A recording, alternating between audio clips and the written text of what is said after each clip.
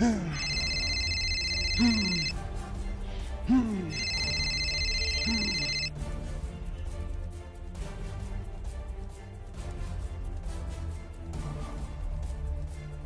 if you want us to make it through this little dry season that we're having right now, I suggest you let me be the man that I am and handle this situation.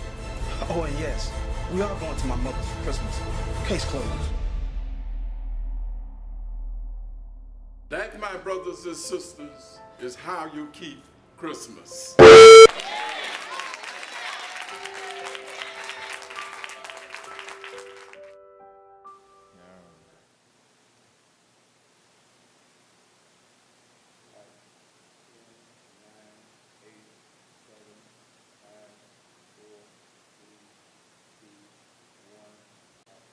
And welcome to another edition of Politico here on CTV1. I am your host along with Earl Sparrow. What's going on, people? It's been a while. Yeah, Earl Sparrow is back. You all know he deserted us last week because he would rather go hang with his family. That sweet potato pie, kind of selfish to me, but he left us here hanging. Oh, wow. But anyway, his shoes was filled last week, of course, by Miss Avella Claire, and we do thank her for hanging out with us last week. We had a very good discussion. The main topic, of course, last week dealt with the lack of an indictment in Ferguson, Missouri, of Officer Darren Wilson for killing unarmed teenager Michael Brown, who, of course, had a record. And now the information has come out, and we've pretty much decided that the grand jury was correct in what they said. You? Well, this afternoon, the grand jury in the Eric Garner case in New York City, and those of you who don't know what that is, Eric Garner, back in July, this was prior to the Michael Brown incident, was videotaped outside of a bodega, that's how they call it, right? In New York City, Staten Island. And he apparently was selling Lucy's, which those single cigarettes. Yeah, they're cigarettes that are broken open.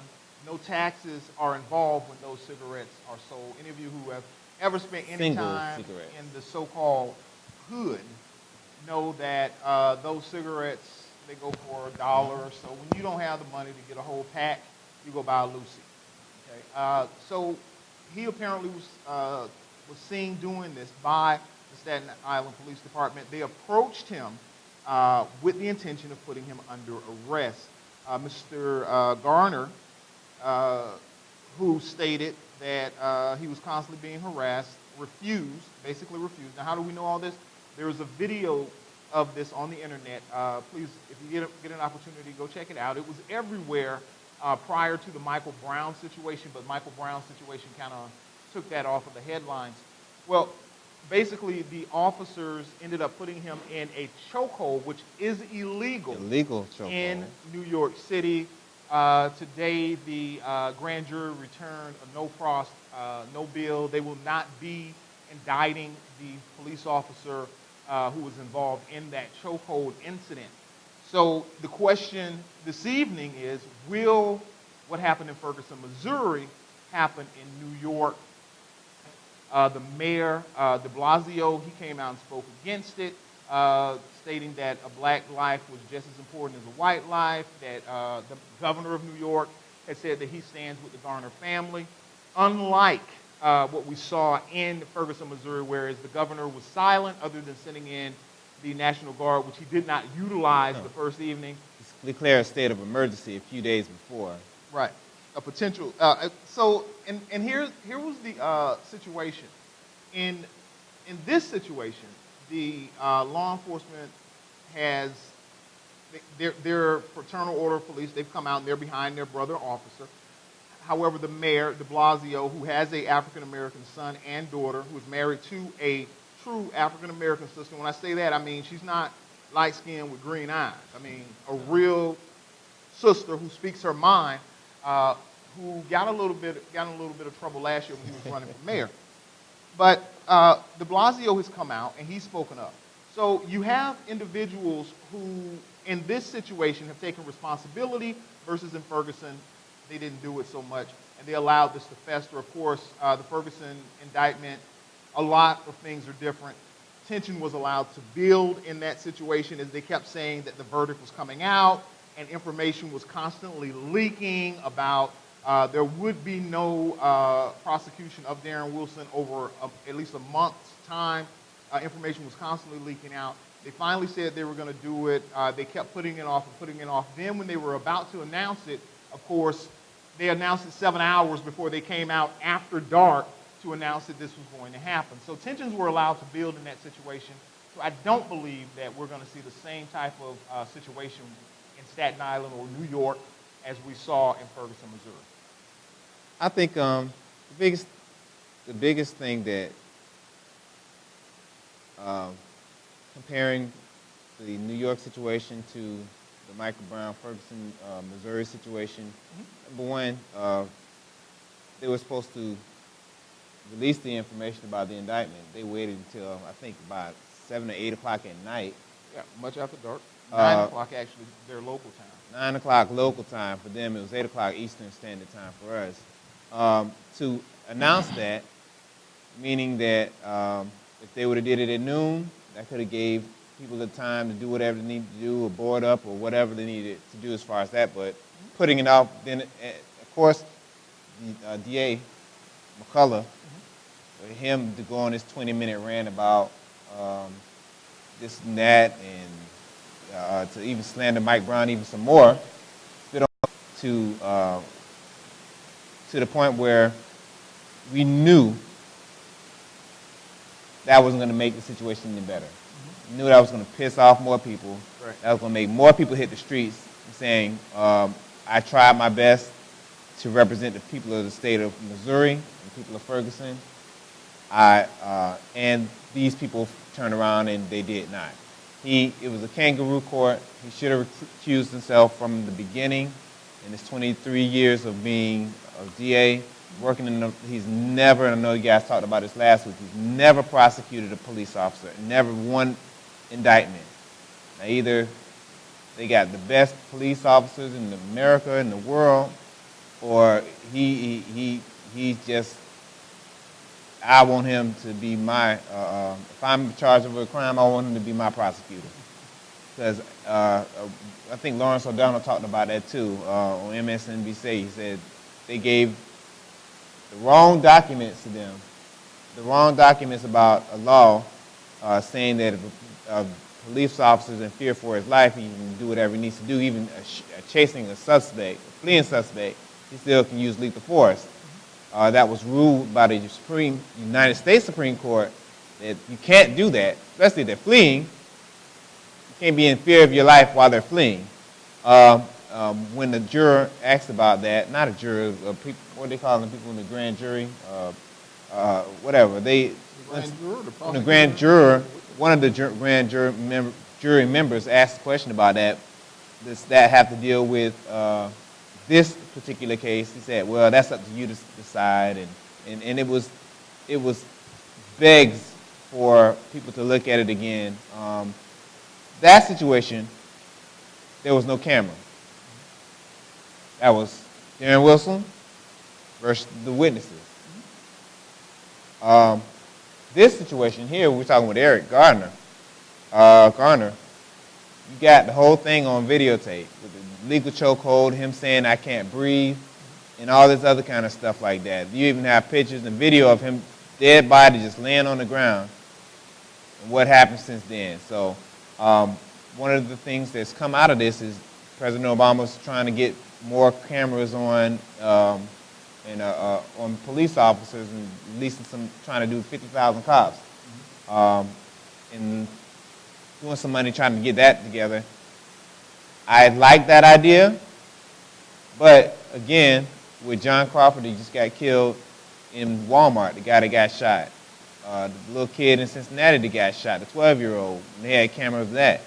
It doesn't matter. What was it? Tamar Rice. Say it again? Tamar Rice. Tamar Rice, yeah, Tamar Rice. You still got footage, but if you got prosecutors that are going to do the very best to complement the defense when it comes to prosecuting people.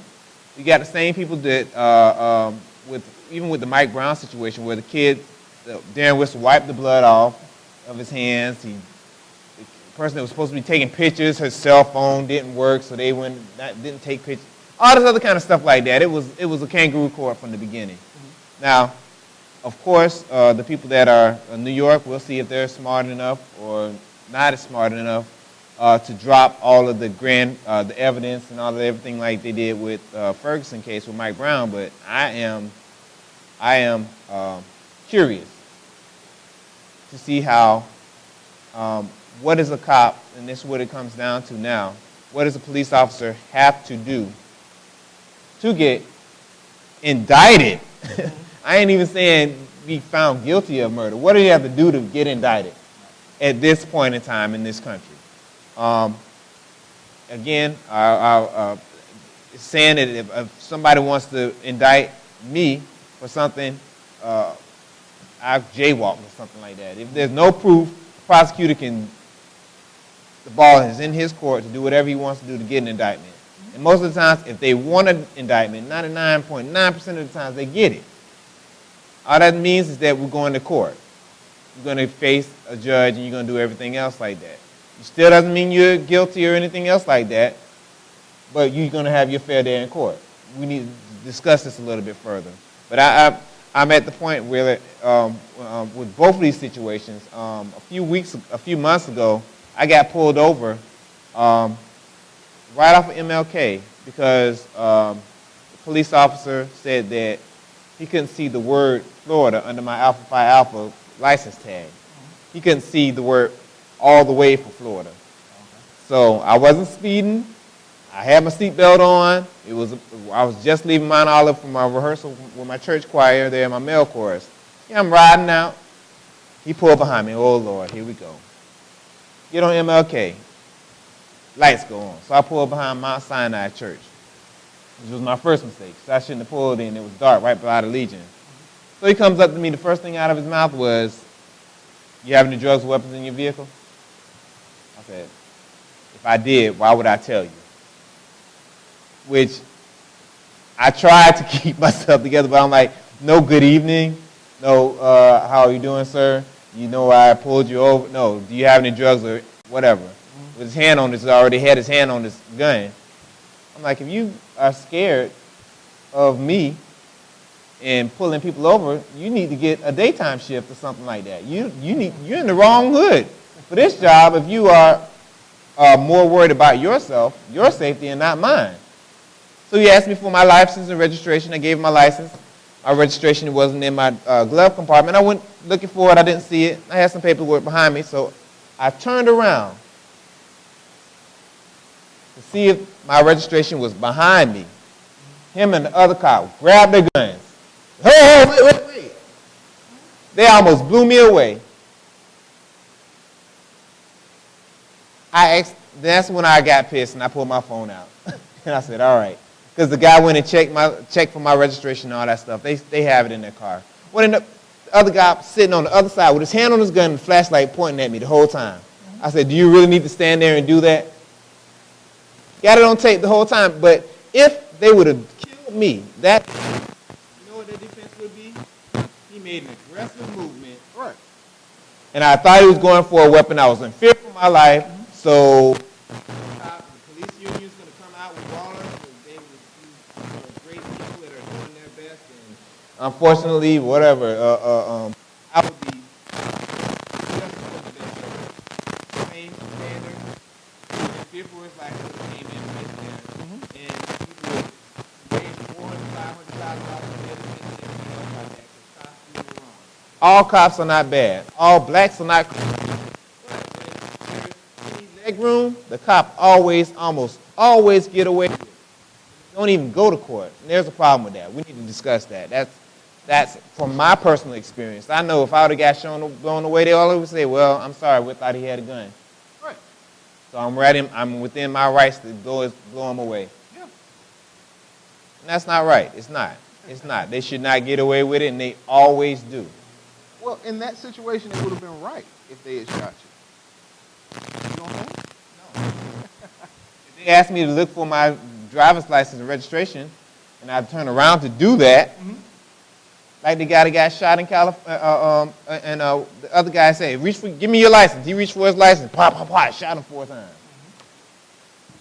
What you shot me for? You reached for something. Yeah, I reached for my license. Right. But how is the cop supposed to know?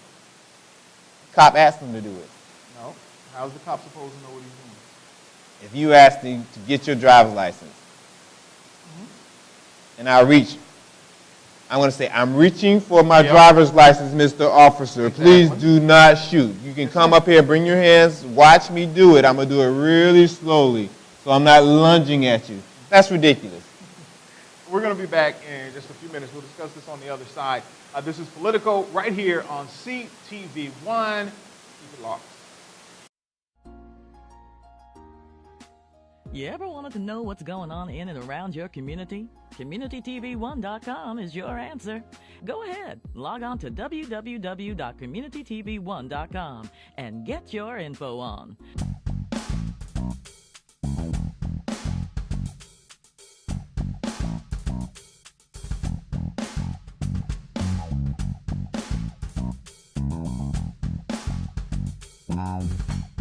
Crystal Joy Sound System Rentals and Professional Recording Studio is at your service. In association with Community TV One, the only community-based multimedia studio. Crystal Joy offers professional subs, main tops, monitors, power amps, professional mics, and a full soundproof multi-room studio specializing in Christian singers, groups, and bands. If you are talented and think you've got what it takes, we're looking for you to join our record label, Crystal Joy Records. For more information, contact 239-771-2560. The City of Fort Myers has supported new and early-stage businesses by providing a location and technical assistance to new business owners. Tenants also have access to free business consulting, professional receptionist office, free Wi-Fi, 2 conference rooms, a large training room, copier, and fax. Many new businesses now operating successfully have had their start at the Enterprise Center. If you have a business idea you would like to pursue, call Tom Scott at 239-321-7085 and come join us.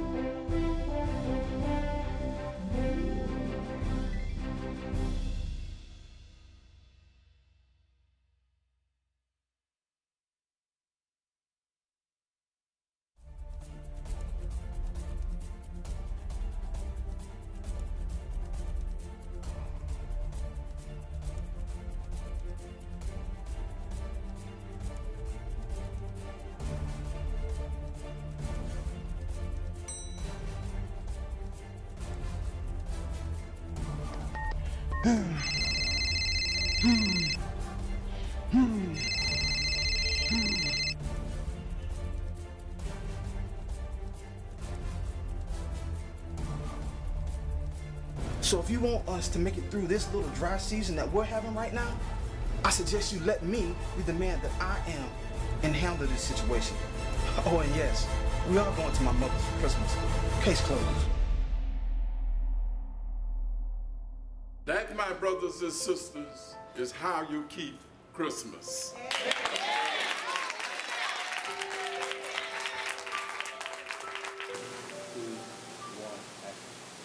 And welcome back to Politico here on CTV1. I am RJ along with Earl. All right, now before we left, we were discussing the lawlessness of Willie Sparrow. Oh, yeah. In which he drove around, officers stopped him, and you made a move to get your license, right? Now, this is something that that we do need to discuss, especially among African-American men. Now, if we admit that law enforcement are going to have a problem if you're an African-American male, we also have to admit that there are certain things that we have to do. I taught my son, I don't know if I've mentioned it when you were here, but I mentioned it last week. I taught my son 10 and 2. When the cop stops you, I don't care how much of an Uncle Tom, if your fella's in the car or whatever. I don't want to hear it. Yes, sir? You want my license, sir? Yes, sir?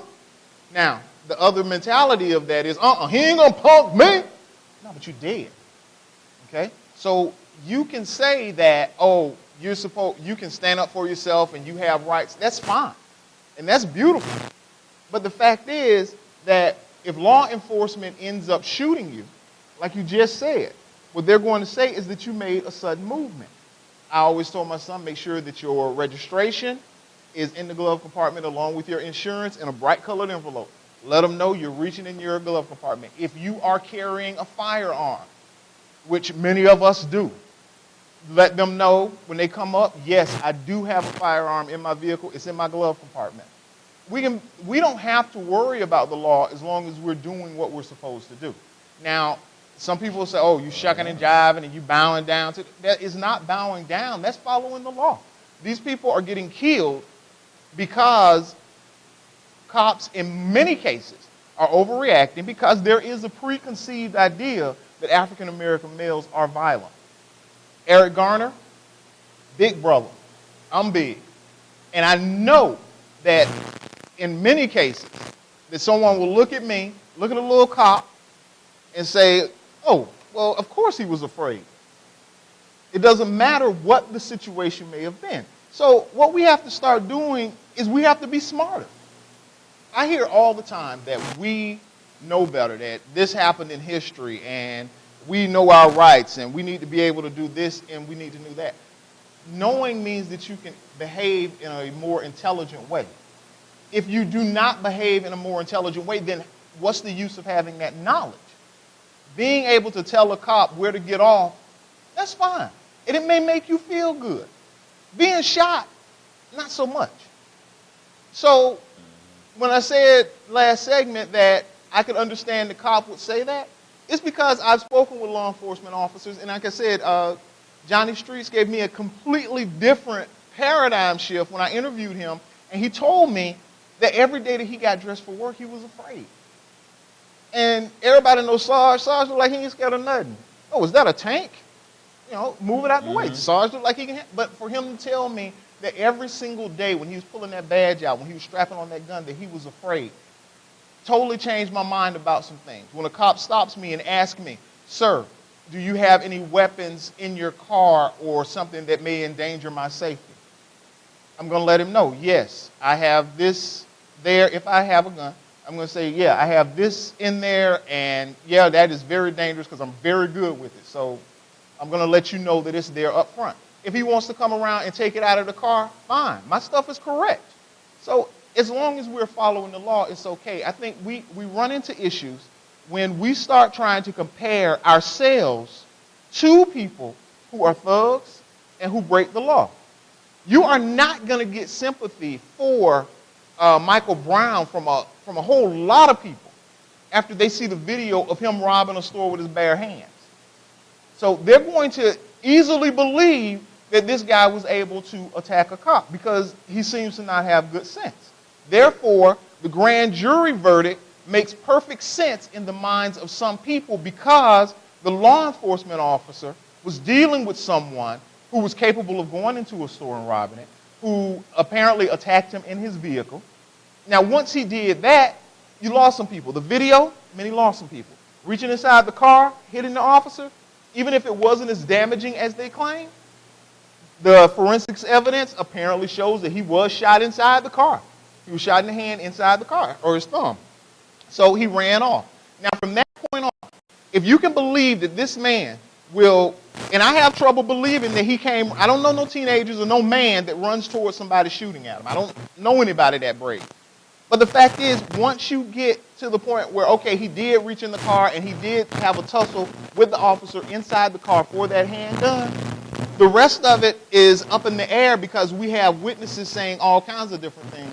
So I'm not saying I agree with the indictment, but I do understand it. Charles Barkley came out and he made some comments calling some of the people in Ferguson idiots. Yep, okay, scumbags. But now with Charles Barkley's remarks, which were silly because Charles apparently didn't read any of the transcripts and didn't know what happened in the case. He even admitted that during the interview. But most of the left-leaning publications, of course, pulled out the scumbag remark. Oh, did you hear what Charles Barkley said? But Barkley also said most of the people in the black community are law-abiding. And he admitted that we need the police in our community. Here's the way I heard it. Mm-hmm. Which one are we talking about? Barkley now. Okay. You left a lot of stuff on the thing with that. I'm not even going to go back to that about the conflict and everything else with the struggle and all that with I'll just say this much. With Mike Brown. Uh-huh. If Mike Brown is on the right-hand side. Here's the car. Here's the truck the guy was in. Mm-hmm. He reaches in for the gun, but he hits Darren Wilson on the right side of his face, even though he's on the left-hand side, instead of hitting the left-hand side of his face. Okay. Some stuff didn't matter. It just didn't make sense. But wait a minute. No, his boy, because you're throwing it off, and the fact is that his friend, who was the eyewitness, admitted that there was a struggle in the car. So that part we know happened. No matter which side you're on, we know that part happened. But the issue is, how do you hit somebody on this side of the face if you're on the other side of the face? His hands ain't that long. But the point of the matter is, the conflict, there's conflicting witnesses in every single case. If his best friend, every single case partner in crime, but you gotta let me talk. I let you talk. No, because you're making a statement. But I let you talk, whether I agree with you or not. I let you talk, and I don't interrupt you. His partner in crime said that he reached in the car and that he hit the guy.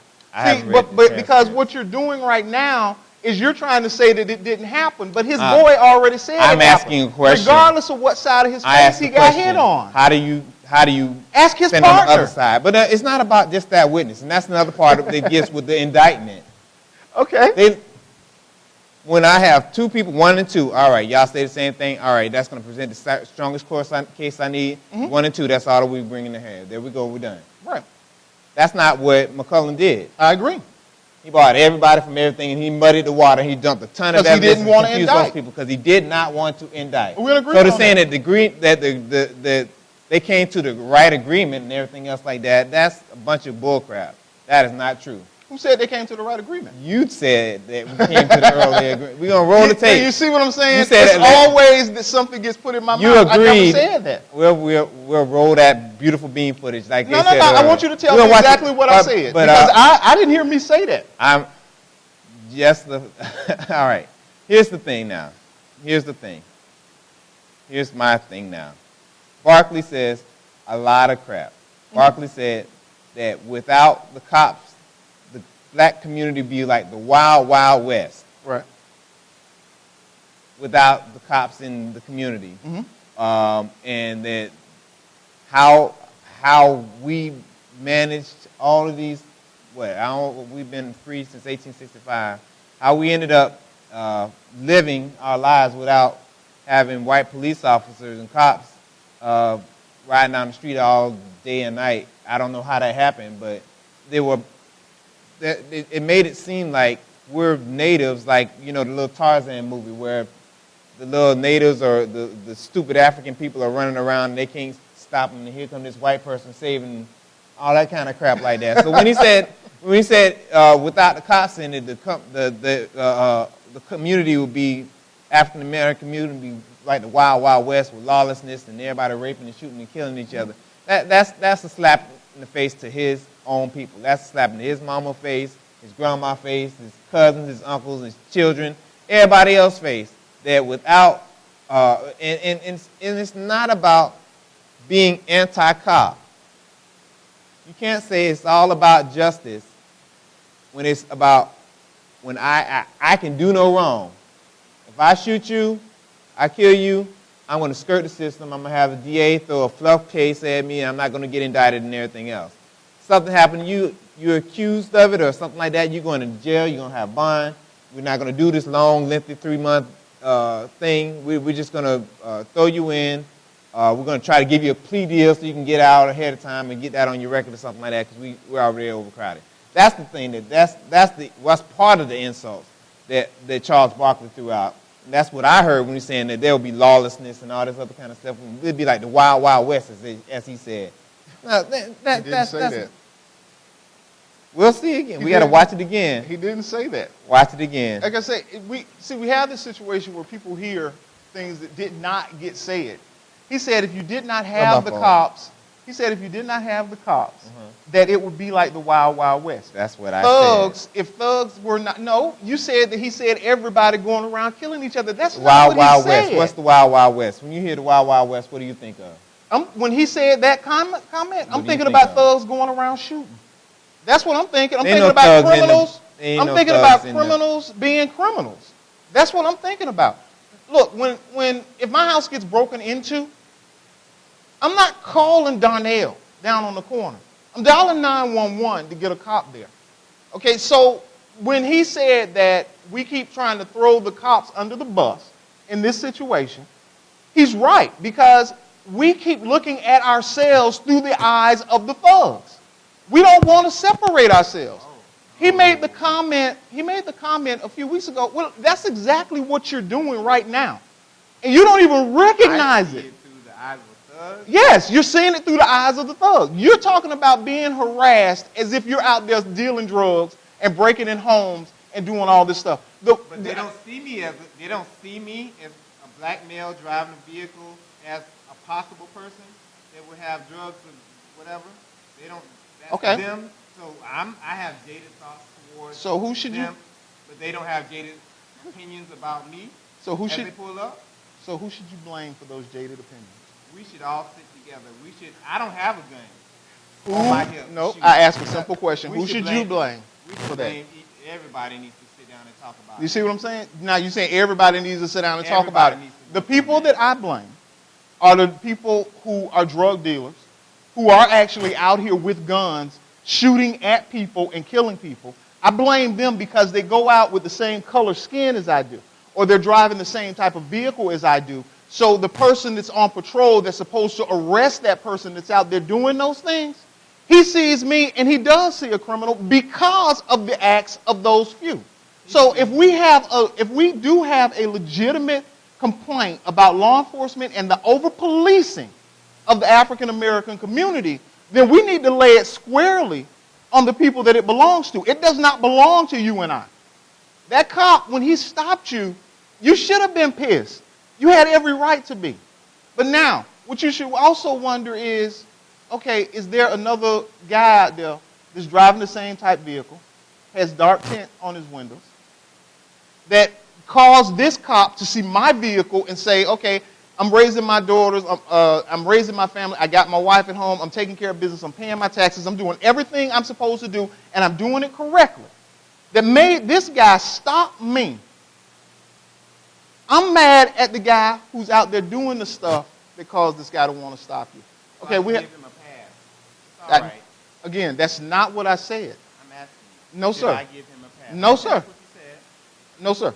You shouldn't.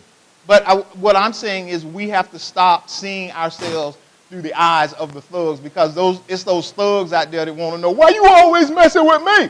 Because you got a record long as my arm, and so the cop is out here harassing you about it. No, he's harassing everybody that looks. Okay. We'll finish it up on the other side of this. This is Politico right here on CTV1. You ever wanted to know what's going on in and around your community? CommunityTV1.com is your answer. Go ahead, log on to www.communitytv1.com and get your info on.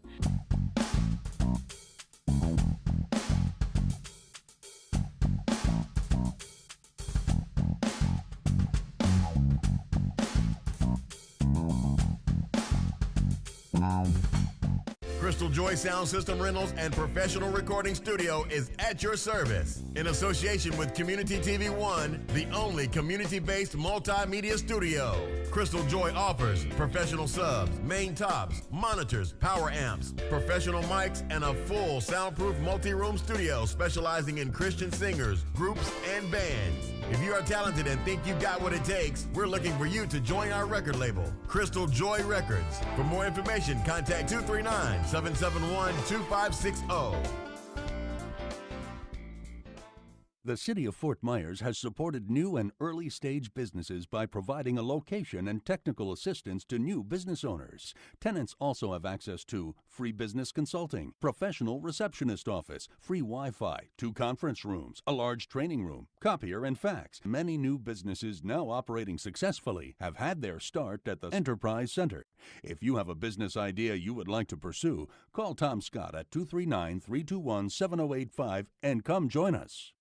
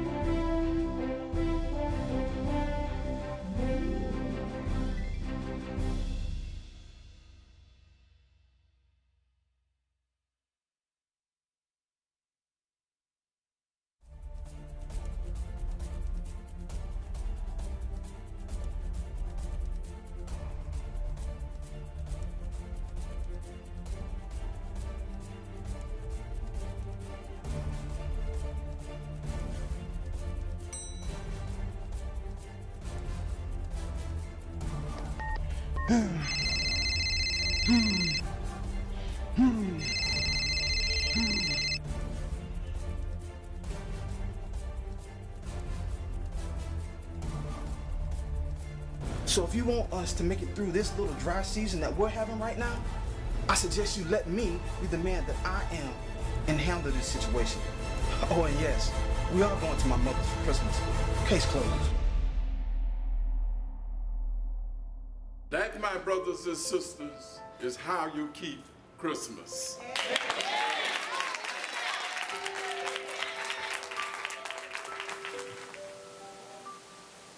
And welcome back to Politico right here on CTV1. I am RJ along with... Okay, now is Earl's mic up loud enough? We got live data coming in that said it's not. Is it loud enough now? Okay, so hopefully, go ahead, Todd. Let us know if it's loud enough for you, okay? All right, we have now I'm scared of feedback now. All right, we have a situation that developed the week before last with Rudolph Giuliani, who was the former mayor of New York City, and of course he was the 9/11 mayor, and came to prominence then. I met Giuliani when he was running for president against then Senator Barack Obama, and I thought Giuliani was very personable. I think he speaks from the heart, but he said some inflammatory things. First, he made a comment with Dr. Michael Eric Dyson, and if you get an opportunity, please look him up. Very intelligent, well-spoken guy, MSNBC contributor and sometimes host. He made the statement that if blacks would stop killing each other, that there wouldn't be a need for so many white policemen in the black community. Now, Sunday, Giuliani kind of doubled down on that because he said, and I'm quoting here, I'm looking up on Media Matters, I don't want to get him wrong, more responsibility is on the black community to reduce the tensions with police. So basically, what he is saying, break it down this way, that most of the murders that happen in the African American community are committed by African American men, that these African American men should be held more accountable by the black community, and he's basically saying that we do not hold them accountable enough, and then when situations jump off, we blame Darren Wilson, i.e., the just crazy number of African Americans that have died in Chicago over the last couple of years, sometimes as many as 30 or 40 in a month, that have died in one city, Chicago, Illinois, at the hands of another African American in the town of the president, that we have to get some type of a grasp on that. So Giuliani is catching some heat for that.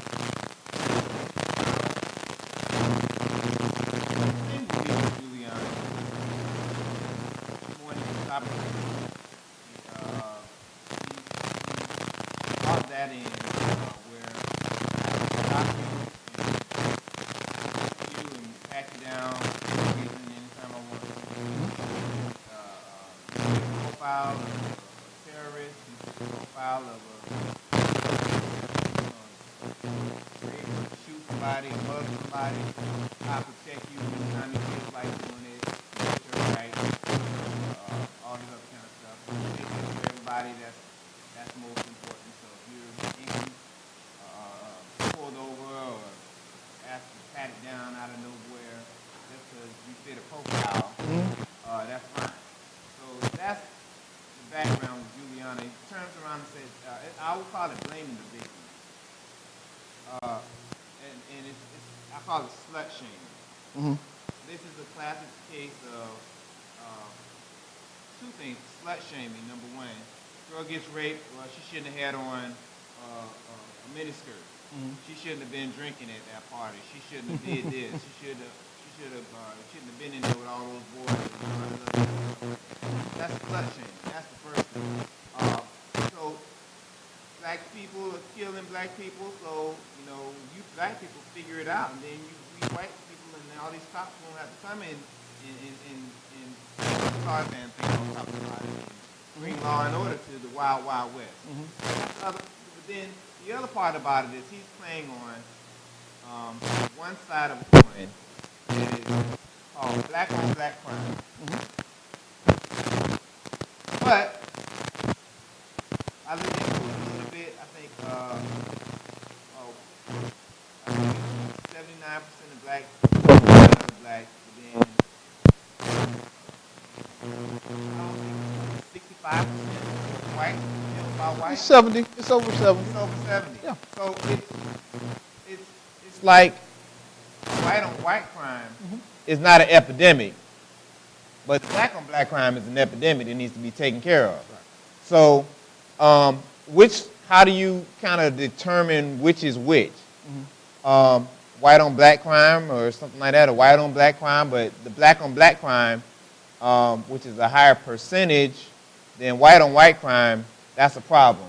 So we need to over-police and we need to do all this other kind of stuff like that in this community. If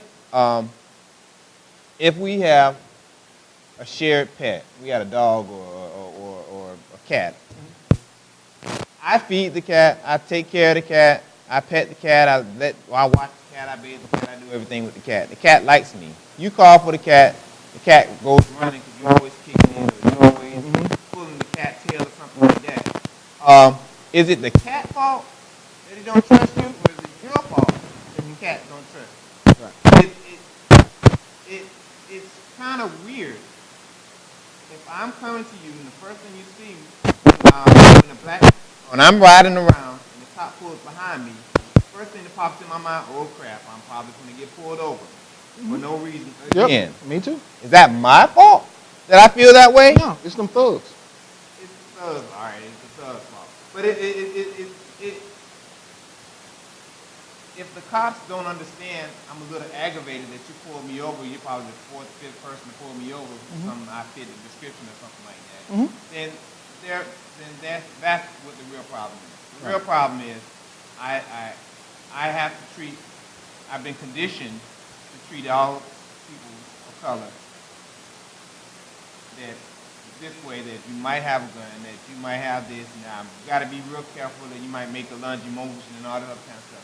That's really what it boils down to, retraining. Not everybody's a color. Not every cop's a racist that's ready to shoot first. Not every black person has a criminal record and ready to shoot you and got a gun and everything else like that. But somehow, some way, like I said earlier in the show, if we can't build that trust, it's going to get even worse. Now, when there are cases where people are getting killed, or I put on my Facebook page earlier today about a little 14-year-old boy last year that was in a chokehold and put under arrest and everything else like that from a cop. But when that's all you see, when you see a cop, oh crap, here you go, they're going to blame me for something else or something like that. How do you repair that? How do you repair the trust where I'm going to go and run to that person and they're not going to think I'm a cop, thinking I'm the suspect or I'm the one that did something. So it's terrible that we're at a place where even if there is evidence of police brutality, even if it's footage on camera, people still get away with it. What do you do then? What do you do? How do you go forward? How do you build trust when I know that my side of the story, I don't even have a side of the story. Your side of the story is going to get told, and your buddies, and your friends, and your judges, and everybody, these prosecutors that are your police union and everything else like that, are going to be the ones that are going to try to take you to court and prosecute you for possibly murdering me or using excessive force. Right. How do we build trust when there's nobody really getting prosecuted for that? Okay. How do you do that? There's no way to do that. Okay. Well, first off, Giuliani basically didn't know what he was talking about when he made the comment. 90-some% of African-American crime is on African-Americans, but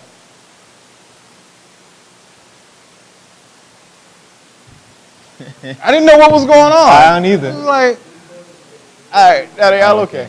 Okay, so 95% of the crime, African-American, black on black. The problem with Rudy Giuliani's statement, the biggest problem with it, is that when you start talking about someone who is committing a murder, you're talking about a criminal. It does not matter what the color is. So, of course, interracial, you're going to go like for like. Most white women are raped by white men. Most black women are raped by black men. Most black women are abused by black men. Most white women abused by white men. So he threw out a straw man argument that really, when it boils down to it, does not make sense. And he kind of probably should have kept his mouth closed. I don't even know why they're asking him questions. He is not in elected office anymore. Nope. He's not even a statesman. Nope. So for him to now weigh in on a situation and to just play it off as if, oh, you guys would be out there killing each other if we were not there, that was very wrong. And he should have kept his mouth closed. It's the dog whistle that keeps coming over and over again that black on black crime, white officer killed Mike Brown. Sure. Now y'all want to protest. Now you want to do all this, but like the little 5-year-old that got killed, and those guys that were, what was the little kid name? I forgot, the boy that got shot in his house a few weeks ago. Oh, Faust. Faust, yeah, Andrew Faust. Is it Andrew? Andrew Faust. Andrew Faust. Junior. The black community was up in arms about that too. But the issue is, his killers are where? They're alleged killers. The people that allegedly shot him, where are they? Are they doing a grand jury to find out what's going on with him? Are they interviewing? Are the people that are allegedly shot those bullets, are they free right now? No, they're not. Are they getting did the prosecutors push a soft behind case like they did with Mike Brown and probably did with Eric Gardner? We'll see. We'll see. Those documents haven't been dropped. But you can't say justice is blind. Even if justice is blind, they got the little picture with Lady Justice with the thing over her eyes, blindfold. Somebody whispered in her ear, that's a cop, so we're going to go light, we're going to go easy on her. Right. That's not right. Yeah, it kind of is. And my reason for saying that, the fact is we call law enforcement to come into a dangerous situation. We don't say, go down to Krispy Kreme and when there's hot donut sign on because you need to control traffic. There's dope dealers in here, there's prostitutions going on, somebody's out here shooting. We call them to come into a dangerous situation. So I cannot call you to run into a dangerous situation when everybody else is running out of it, and then hold you to the same standards as everybody else. So I do understand when things like this go the different way. If there is any way of letting a cop off, it's going to happen. Okay, there's very little we can do about that other than not to play the game. Okay, the people that we end up protesting and end up getting killed, for the most part, always have a criminal record. Now, taking you and I out of the equation, let's look at what our children see. Okay? Our children see a video of Michael Brown on the internet robbing a store with his bare hands. He's snatching the, man, get out of my face, and walking off and everything else. Okay? Now, they see the community up in arms burning down buildings. Okay? What our children see, and I know this for a fact from dealing with children, in their adolescent minds, they don't see that you're out there protesting the system. They see you out there sticking up for the crook, the criminal, the thug. Now, we have already an issue in our community that gangster rap glorifies the thug mentality. So when our kids see us out there burning buildings, which we aren't doing, it's the criminals out there doing that, or they even see us in the street holding up signs and saying, stop, don't, hands up, don't shoot. When they see all that, they're thinking, oh, all of that is for Michael Brown. They're not saying, oh, it's against an unfair judicial system, because that's not what they're going to hear. So, yeah, we can't, and I don't want you to get started on your next topic because it's we only have 1 minute. But we can't say that, okay, officer, I need you to run into that building where there's a guy who's gonna kill, who has enough bullets to kill the whole state. And when he goes in there and he ends up killing him, which happens all the time, which happened here a couple of years ago in Lee County. They were called out, person had mental health issues, out there shooting, young cop ended up killing him. Everybody wanted the guy indicted. So much so that everybody I spoke with, I was on radio talking about this, everybody I spoke with didn't even know he had a gun. They didn't realize he had already shot someone. So the mentality is to blame whoever is in authority, because we don't want to be seen to blame the ones who are really responsible. Okay, we have to go on break. You can start off when we come back. All right. This is Politico right here on CTV 1. Strength.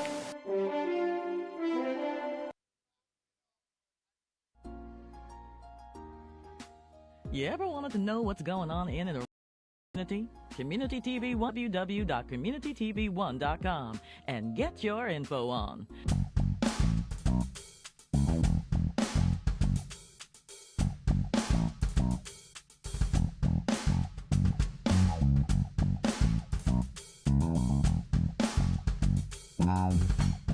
Crystal Joy Sound System Rentals and Professional Recording Studio is at your service. In association with Community TV 1, the only community-based multimedia studio. Crystal Joy offers professional subs, main tops, monitors, power amps, professional mics, and a full soundproof multi-room studio specializing in Christian singers, groups, and bands. If you are talented and think you've got what it takes, we're looking for you to join our record label, Crystal Joy Records. For more information, contact 239-771-2560. The City of Fort Myers has supported new and early-stage businesses by providing a location and technical assistance to new business owners. Tenants also have access to free business consulting, professional receptionist office, free Wi-Fi, 2 conference rooms, a large training room, copier, and fax. Many new businesses now operating successfully have had their start at the Enterprise Center. If you have a business idea you would like to pursue, call Tom Scott at 239-321-7085 and come join us.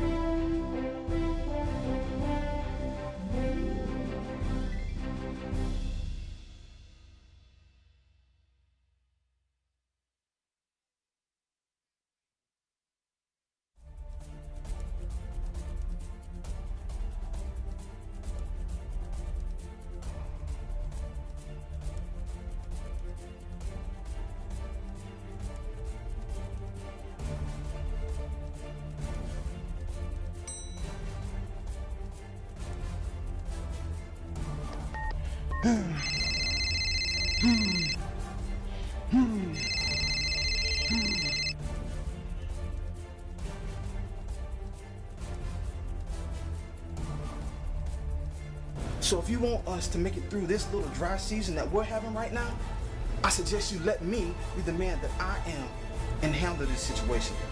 Oh, and yes, we are going to my mother's for Christmas. Case closed. That, my brothers and sisters, is how you keep Christmas.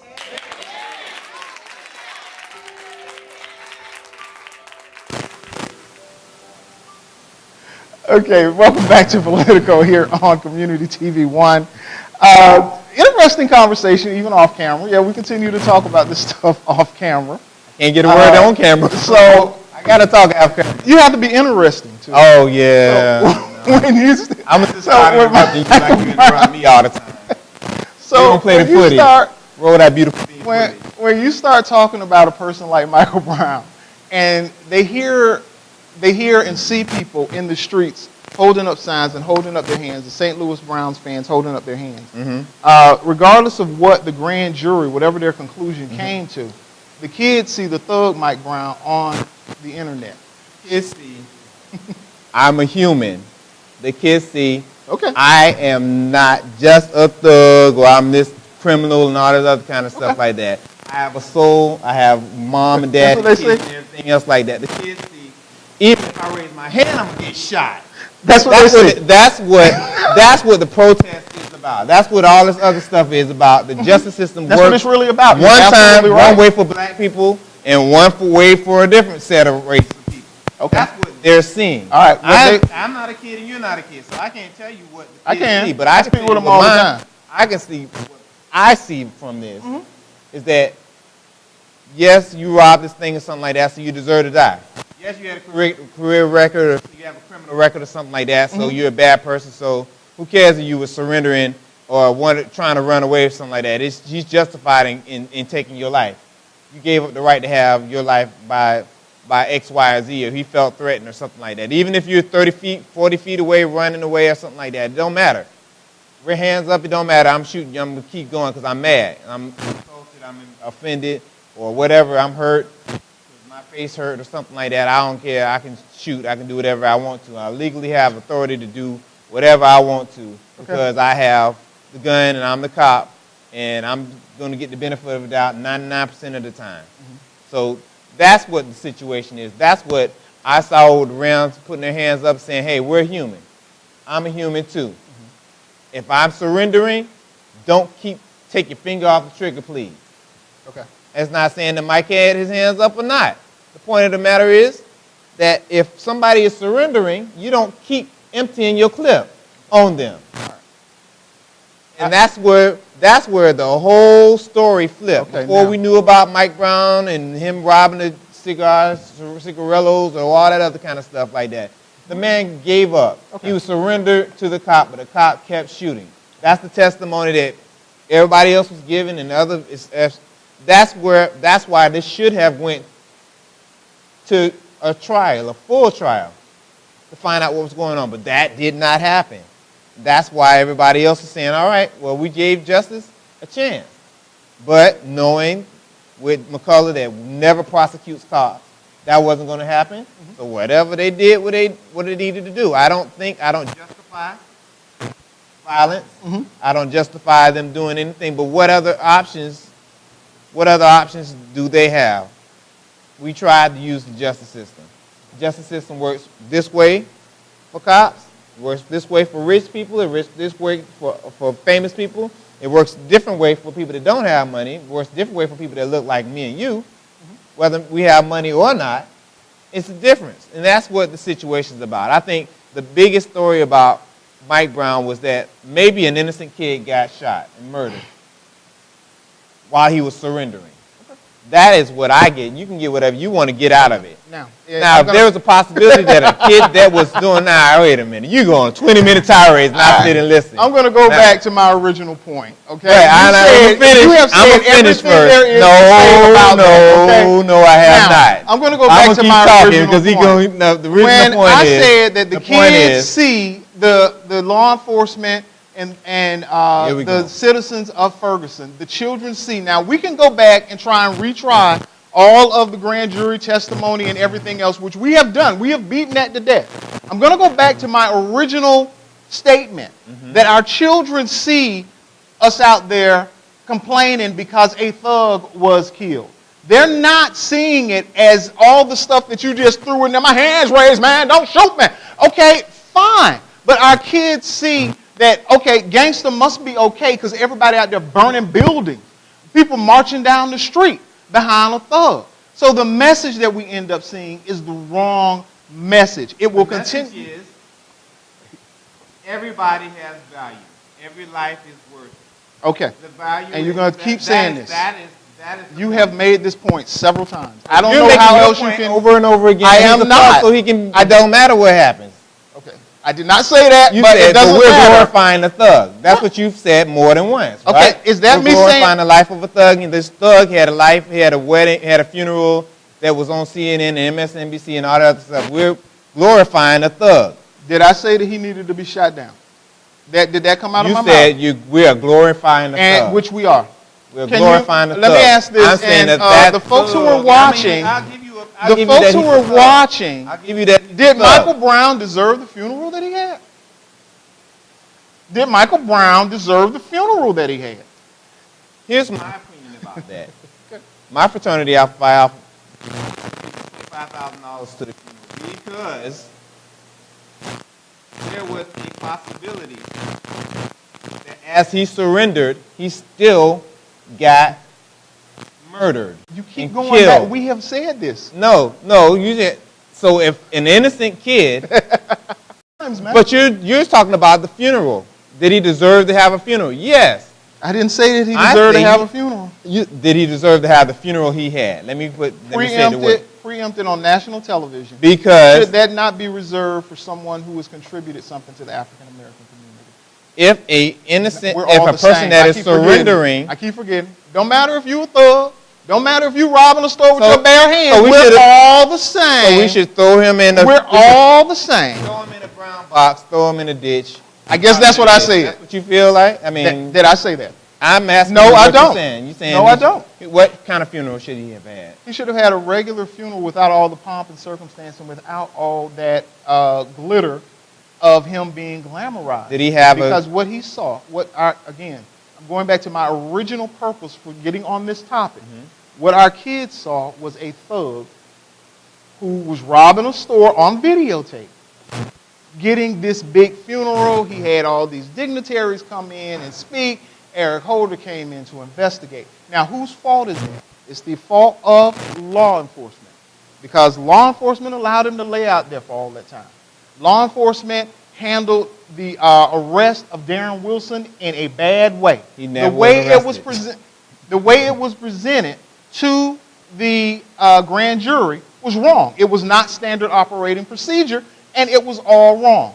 But when it comes down to it, the fact is he didn't get indicted. We have to look at the causes for that. We also have to look at the fact that we in our community have an issue with the gangster lifestyle being glamorized, and that all this does, by giving all this sway to Michael Brown, all it did was make it worse. So at the end of the day, when you get past all the, he had his hands up, and he was ready to surrender, and all of that, and again, I'm going to go back to what I said originally. I agree, there should have been a trial. I agree with all of that.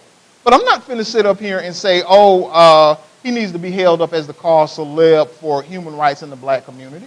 I don't agree with that. If that cop had shot some girl that was on her way to college, and she had classes and she signed up for them and everything else, and this girl is dead and in the street, we should be on a bus right now to Ferguson, because she was trying to make something of her life.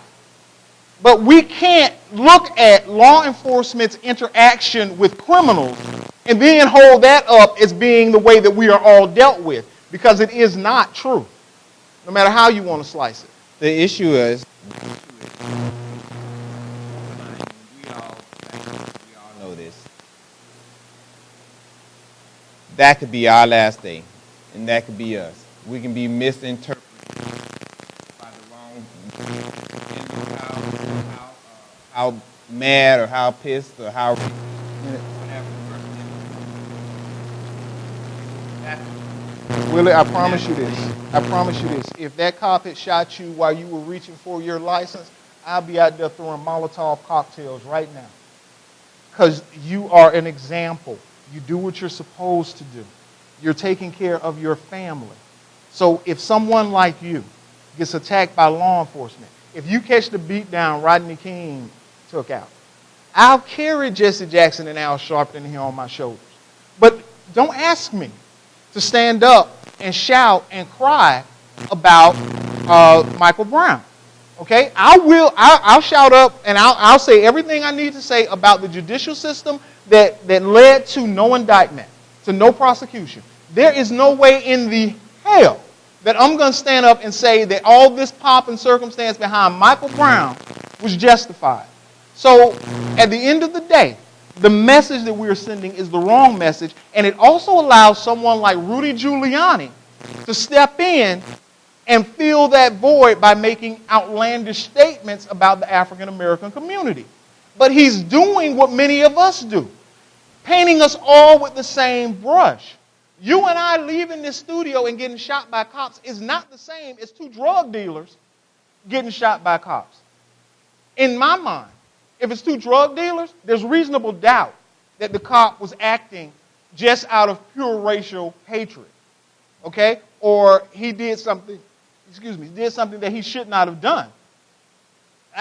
To me, you have a way or opportunity to justify that. But when you have someone who is working, taking care of their family, and it happens to them, there's something wrong. The judicial system that happened with the Central Park 5, when those young men went to the police station and they were railroaded into saying that they did something that they didn't do because they were kept awake for hours. Okay, we need to examine that. But no, don't try to get me to say, oh, we're all the same and he had his hands up and they shouldn't have shot him. He kept shooting because this guy can justify it. Why can he justify it? Because there is way more than half the country that believes that any person that will walk into a store and rob it with his bare hands is capable of charging a cop. The issue for me is that he became a symbol of excessive force, the use of excessive force, excessive lethal force. That's why all this attention and all this other kind of whatever happened to me, or whatever he was doing or something like that. Was he an angel? His mom admitted that he wasn't an angel. Right. But that was my nephew, that was your son, that was somebody close to you, a little bit, even if he had a history of passing, they don't need to get shot. No, it doesn't. No, it doesn't. That's really what. But it also that means also. But you already said that. You said that. You don't preempt that television. the things. DA, and the mayor, and everybody else dropped the ball. Right. On the way made it even worse, and added to. And that's what caused it. Feeling sorry for Mike Brown and giving credence to the way y'all feel. Was he really that bad? You know, that's. I mean, I agree with that. That there is no justification, and I think that's a part of the. Darren Wilson didn't know anything about the arrest or the stolen cigars or something like that. That was part of the misinformation. When this happened, they claimed that it had nothing to do with the They were walking down the street. They were walking down the street in the middle of the road, and he probably came up and told him something smart. Get out the road. road. You're going to say, please, young man, get out of the side. Get your black ass out the road. He probably said something really nasty to him. They got all that stuff started.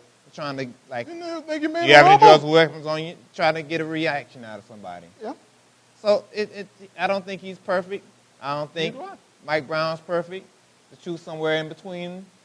But we'll never hear Mike Brown's side of the story. Exactly. He's gone. Which leads us to another point. When the situation happened, we only have a minute. Okay. How many more? We're at segment 4. This is the last segment. Oh, wow. Oh, we have some more Okay. stuff to talk about. See what happens when I let you talk? Yeah. God! We get some. Okay. We actually get two sides of the coin instead of just one.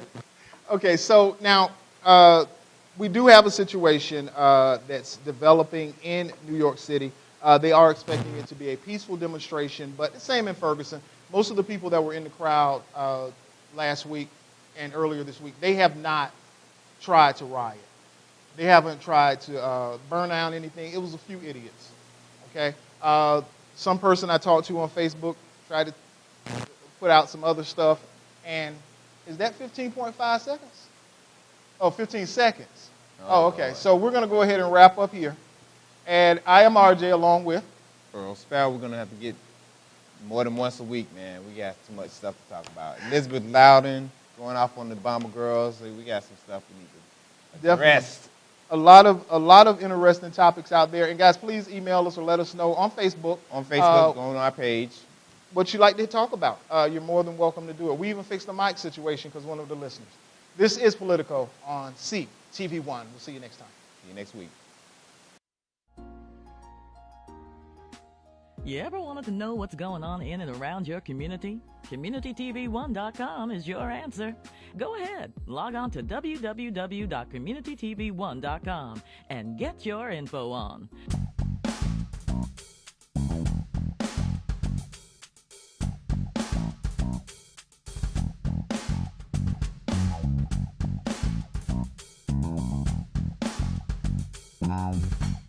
Crystal Joy Sound System Rentals and Professional Recording Studio is at your service in association with